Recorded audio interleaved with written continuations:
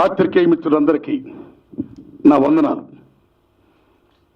Both print and electronic media. Thanks my friends.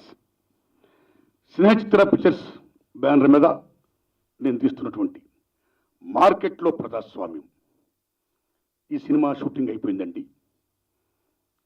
ఇప్పుడు re recording దశలో ఉందండి. అన్ని పనులు పూర్తి చేసుకొని మేలోనే సినిమా రిలీజ్ చేయాలని ఆ ప్లాన్ మీద ఉన్నానండి.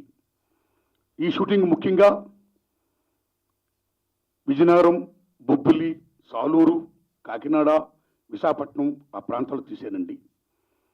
నా షూటింగ్కి అక్కడ బొబ్బిలి రాజావార్లు, సుజన కృష్ణ రంగారావు గారు కానీ, బేబీ నాయన్ గారు కానీ, అక్కడ తూమ్ భాస్కర్ గారు కానీ, ఆ జిల్లా పరిషత్ చైర్పర్సన్ మేడం గారు అచ్యుతోలు గారు కానీ, అలాగే విజయనగరం జిల్లా పరిషత్ చైర్పర్సన్ సునీత గారు, వారి భర్త గారు గణేష్ గారు కానీ, అనేక మంది మిత్రులు చాలా సహాయ సహకారాలు అందించారు.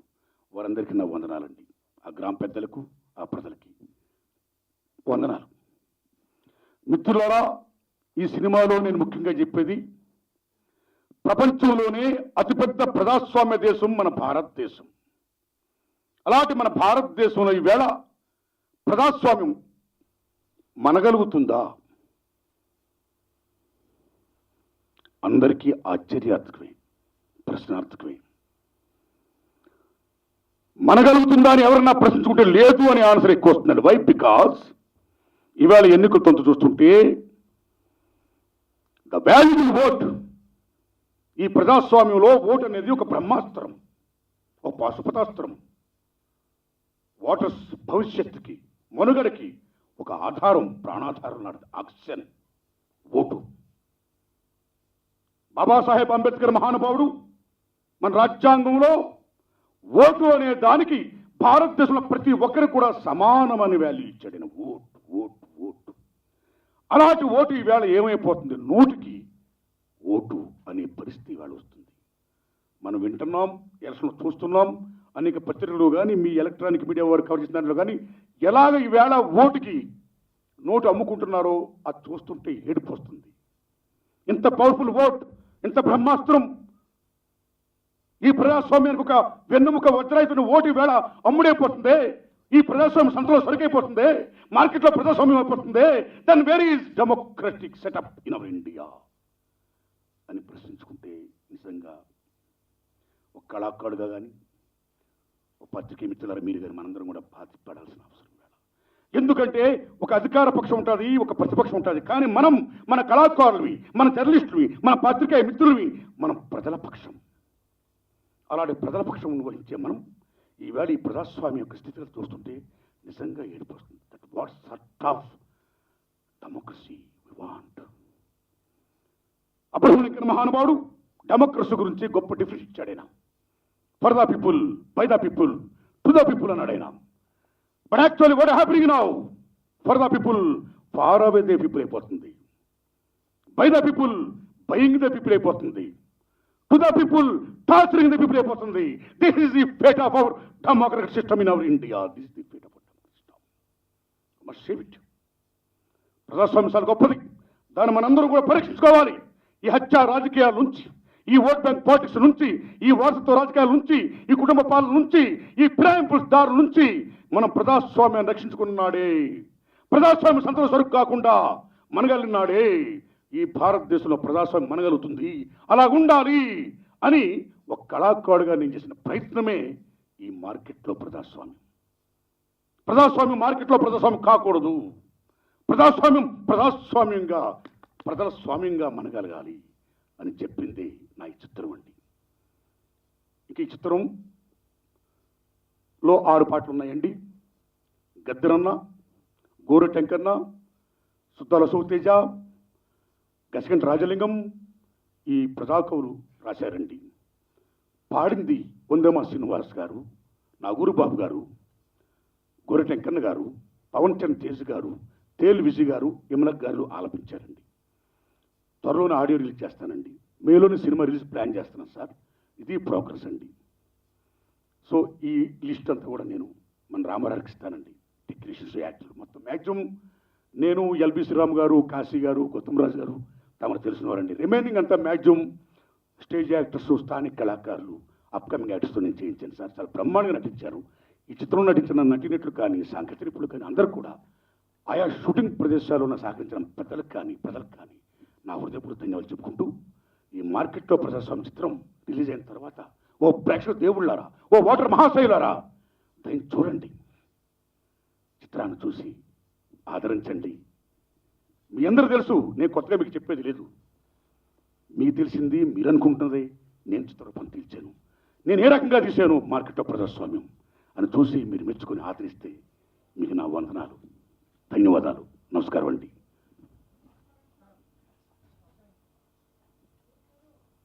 Sir sir sir sir sir sir తమ్ముడు చెప్పమ్మా.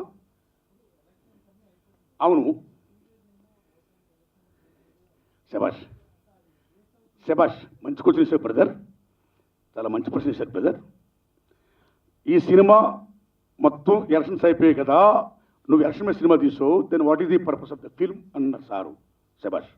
ఈ సినిమా ఎలక్షన్లో ఏ తంతు జరుగుతుందో, ఎటువంటి ప్రభావం చూపిస్తుందో అది చూపుతూ ఎలక్షన్ అయిన తర్వాత కూడా ఈవేళ ప్రజాస్వామ్య దేశంలో పార్టీలు మారిపోవడాలు, ఫిరాయింపుదారులు, ఇటువంటి యాక్టివిటీస్ ఉండడం వల్ల నిజంగా నెగ్గిన వాళ్ళు కూడా అధికారం చేపడతామా, ప్రభుత్వాన్ని ఏర్పాటు చేస్తామా అనే భయంలోకి ఎందుకు లోనవుతున్నారు? ఎవరు ఫిరాయింపు చేస్తారు, ఏ పార్టీ మారిపోతారు, మళ్ళా నోటికి ఓట్లాగా అక్కడ మళ్ళా ఫిరాయింపుదారులు ఎలా కొనేస్తారో అనేది మన సినిమా క్లైమాక్స్ బ్రదర్. కాబట్టి ఇది కేవలం ఒక ఎలక్షన్స్కో దీనికని కాదండి, ప్రజాస్వామ్యానికి సంబంధించిన వ్యవహారం అండి. అందుకే ముఖ్యంగా నా సినిమాలో ఉదాహరణ కర్ణాటక తీసుకోండి. మీరు కర్ణాటకలో కాంగ్రెస్కి దగ్గర మీకు 90 పైన వచ్చాయి, బీజేపీకి దగ్గర 90 పైన చిల్లరలు వచ్చాయి. కానీ 30 చిల్లరలు వచ్చిన జేడీఎస్ కుమారస్వామి గౌడ్ గారు అక్కడ సీఎం అయ్యారు. అంటే ఈవేళ ప్రజాస్వామ్యం అనేది పొత్తులు, ఈ సెటప్స్తో ఇట్స్ గోయింగ్ ఆన్. సో నా సినిమాలో చెప్పేదంటే ఈ పొత్తులు, ఈ అక్రమ పొత్తులు, ఈ ఇల్లీగల్ కాంట్రాక్ట్స్ అనేది కరెక్ట్ కాదు. ఒక పార్టీ మీద నిలబడినప్పుడు ఆ పార్టీ తల్లి లాంటిది, ఓ సిద్ధాంతం, ఒక కమిట్మెంట్, ఇది చాలా ముఖ్యం. కాబట్టి ఆ పార్టీతోనే ఉండాలి. ఆ పార్టీ మీద నెక్కి ఆ టికెట్తో నెక్కి మళ్ళా పార్టీ ఫిరాయించేయడం అనేది అది కరెక్ట్ కాదు. ప్రజాస్వామ్యాన్ని కూని చేయడమే, అది తప్పది అని చెప్తున్నాను ఇది ఈ చిత్రం ద్వారా. కాబట్టి ప్రజాస్వామ్యం మనగలగాలంటే ఈ ఫిరాయింపుదారులు ఉండకూడదు. ఫిరాయింపుదారు చట్టం ఏమైతే ఉందో, ఫిరాయింపు నిరోధక చట్టం ఏముందో దాన్ని ఇంప్లిమెంట్ చేయాలి. కానీ దురదృష్టవశాత్తు పార్లమెంట్లో ఇంతవరకు కూడా చేస్తామంటారు కానీ చేయట్లా. ఎందుకంటే ఇవాళ భారతదేశం మొత్తమే ఒక అక్రమ పొత్తులతో కొనసాగుతుంది. ఈవేళ దాకా నిన్నటి దాకా మీరు నేను తిట్టుకుంటున్నాం, రేపు పొద్దున పవర్ కోసం ఇద్దరు కలిసిపోతున్నాం. Then how can you call it democracy system? నష్టపోతుంది ప్రజాస్వామ్యం. సో పదవుల కోసం ఎంతకన్నా తెగిస్తే దాన్ని ఏది, ద వెరీ అపోజిషన్, ఒక ప్రతిపక్షం ఏది, దాని రోల్ ఏది? కాబట్టి ప్రజాస్వామ్యం అనేది అధికార పక్షంతో పాటు ప్రతిపక్షం కూడా ఉండాలి. Voice it's democratic system. కాబట్టి ఎలక్షన్స్ అనేది సంబంధం లేకుండా before elections, after elections, hour democratic system how it's going on, మనం ఎలా ఉండాలి, ఏం చేయాలి అని ఎవరైతే మీరందరూ అనుకుంటున్నారో, ఈ మేధావులు, ఈ పండితులు, మీ పత్రికే మిత్రులు, ఈ ప్రజలు అనుకుంటున్నారో అదే నేను చెప్తున్నానండి. ప్రజాస్వామ్యం మనందరూ రక్షించుకోవాలంటే ఈ ఫిరాయింపుదారులు ఇవన్నీ ఉండకూడదు. ఈ వారసత్వ రాజకీయాలు, ఈ కుటుంబ పాలనలు, నోటికి ఊట అమ్ముడైపోవడాలు, ఇలా వెళ్ళిపోతే వేరే డెమోక్రసీ ఒక రాచరికం అయిపోతుంది ఈవేళ, ఒక నియంతృత్వం అయిపోతుంది ఈవేళ. సో డెమోక్రసీ సిస్టమ్ను కాపాడుకోవాలి అని చెప్పేదే నా ప్రయత్నమే ఈ మార్కెట్లో ప్రజాస్వామ్యం అండి. That's all sir. నా సినిమాకి 2 తెలుగు రాష్ట్రాల్లో ఉన్న పరిస్థితికి పరిస్థితి ఏం సంబంధం లేదండి. ఎందుకంటే నా చిత్రాలు ఎప్పుడు కూడా ఎవరిని నేను ఒక వ్యక్తిని తీసుకోనో లేకపోతే ఒక పర్సనల్ అఫెక్షన్ మీద నేను వెళ్ళానండి. నేను ఇష్యూ మీద వెళ్తా. ఒక కళాకారుడుగా ప్రజాస్వామ్యం ఎలాగుంది ఈవేళ, మీరు ఒక ఆర్టికల్ రాస్తారు, వారు షూట్ చేస్తారు, వారు ఎటోలు రాస్తారు, వారు ఒక పాట రాస్తారు, అలాగే నేను సినిమా తీస్తున్నా, నేను స్పందిస్తున్నా ప్రజాస్వామ్యం ఇలాగైపోతుందని. ఈ మధ్యలో ఎన్నికల్లో చూసా, అనేక మంది మిత్రులు చెప్తుంటే విన్నా, ఇదిగో ఓటుకి ఇంత మందు, బిర్యానీలు, నువ్వు ఓటుకి మీరు నమ్మండి 2000, 3000, 4000, 5000 కూడా ఇవ్వాలంటున్నారంటే ఏడుపు వస్తుంది నిజంగా.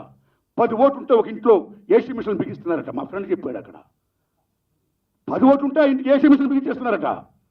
సో ప్రజలు కూడా ఈ డబ్బు మీ సొంతదా, మీ అబ్బ సొత్తా, మా దగ్గర దొబ్బారు, మాకు ఇవ్వడానికి ఏంటి అని ఈవేళ ప్రజలు ప్రశ్నించే పరిస్థితి వస్తుంది ఈవేళ. సో ముఖ్యంగా ఈ సినిమాలో ఏం చెప్పారంటే ప్రజల్ని విజ్ఞప్తి చేస్తూ, ఓ ప్రియమైన ప్రజలారా, తాత్కాలిక అవసరాల కోసం మనం ఓటు నమ్ముకోవద్దు. శాశ్వత ప్రాతిపదిక మీద శాశ్వతంగా మనం బాగుండాలి. ఏ ప్రభుత్వం వచ్చి, ఏ నాయకులు వచ్చి మనల్ని అభివృద్ధి చేస్తారో, మనల్ని అభివృద్ధి చేస్తారో, అదిగో అటువంటి గవర్నమెంట్ ఎన్నుకోండి, అటువంటి నాయకులు ఎన్నుకోండి. శాశ్వత ప్రయోజనాల కోసం ఓటు నమ్ముకోవద్దు ప్లీజ్ అని చెబుతూ, అన్నిటినీ మించి నాయకులు అనేవాళ్ళు ప్రజలకి మార్గదర్శకంగా ఉండాలి.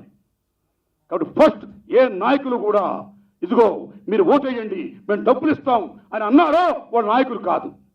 Their business magnets. రాజకీయాన్ని వ్యాపారం చేస్తున్నారు వాళ్ళు.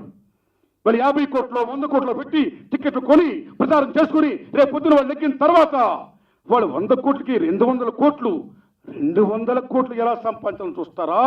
ప్రజలు సేవ చేయడానికి వస్తే వస్తారండి, ప్రజలు సేవ చేయడానికి చూడరు. దెన్ రాజకీయం ఏమైపోయింది? ప్రజలు సేవ చేసే రాజకీయం వేళ ఒక బిజినెస్ అయిపోయింది. ఆ బిజినెస్ కాకూడదు ప్రజాస్వామ్యంలో అని చెప్పిందే ఈ చిత్రం అండి. Yes please. ధన్యవాదం. Thank you very much. అరే రాజుగా ఒరే రాజుగా ఒరే రాజుగా ఒరే రాజుగా అరే అఖిలపురం రాజుగా అమలాపురం రాజుగా అరే పుడుతొక్కడి చేస్తే 2 రాజుగా ఒరే రాజుగా ఎత్తర బహుజనుల జెండా రాజుగా ఒరే రాజుగా. Thank you. హలో, మిమ్మల్ని ఫిలిం సెలబ్రిటీస్ రియల్ స్టోరీస్ ఏంటో తెలుసుకోవాలనుందా? లేటెస్ట్ గా రిలీజ్ అయ్యే మూవీ రివ్యూస్ నేను చెప్తే వినాలనుందా? ఇంకెందుకు ఆలస్యం, యోయో టీవీని సబ్స్క్రైబ్ చేసుకోండి. అలాగే మర్చిపోకుండా యోయో టీవీ యాప్ ని కూడా డౌన్లోడ్ చేసుకోండి.